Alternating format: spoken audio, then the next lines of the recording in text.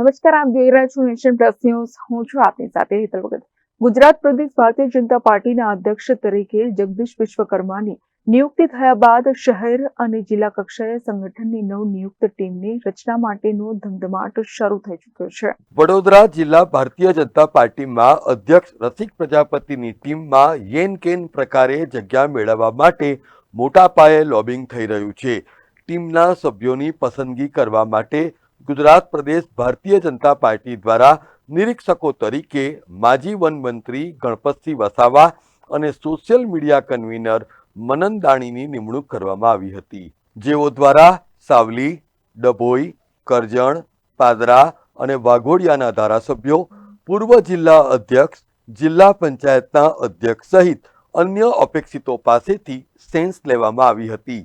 જો કે આધારભૂત માહિતી પ્રમાણે મહામંત્રીની દોડમાં પોતાનો માનીતો ગોઠવાઈ જાય એ માટે ભયંકર માથાકૂટ ચાલી રહી હોવાનું બહાર આવ્યું છે.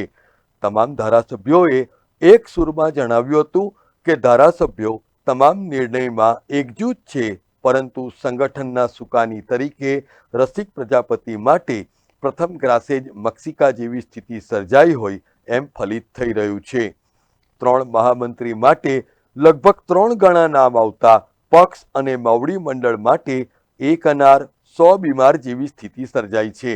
ત્યારે કેટલાકે આફતને અવસરમાં પલટાવી દેવા માટેની પણ સોગઠીઓ ફેંકી હોવાનું જાણવા મળ્યું છે. કરજણ વિધાનસભામાં 2 મૂરતિયાઓ મહામંત્રીનો તાજ પહેરવા માટે થનગની રહ્યા છે. ત્યારે એમાંના એકે 25 લાખનો પ્રસાદ ચડાવ્યો હોવાનું પણ કેટલાક સંગઠનના સિપાહીઓએ નામ નહીં આપવાની શરતે જણાવ્યું હતું. હજી તો પક્ષ દ્વારા કોઈ જવાબદારી પણ આપવામાં આવી નથી. એ પહેલા જ જિલ્લા ભાજપની સ્વિંગ બોલિંગને યારી આપતી પીચ ઉપર સચિન જેવી ફટકાબાજી શરૂ થઈ ગઈ છે. ત્યારે આ સેવાના નામે મેવા ખાવાની કહેવતને બિલકુલ ઉચિત ઠેરવે છે.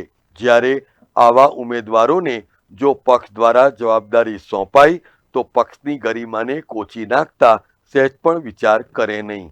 સહકારી ક્ષેત્રમાં આગવું નામ ધરાવતા આ ઉમેદવારે હોદ્દો મળતા પૂર્વે જ એના આકાને પ્રસાદ કેમ ચડાવ્યો હશે એ પણ સૌથી મોટો સવાલ છે.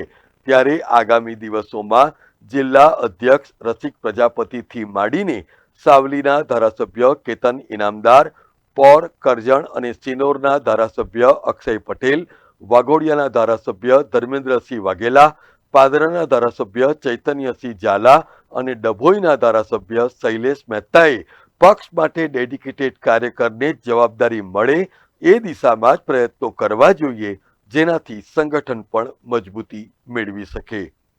Bureau report, nation plus news, Vadodara.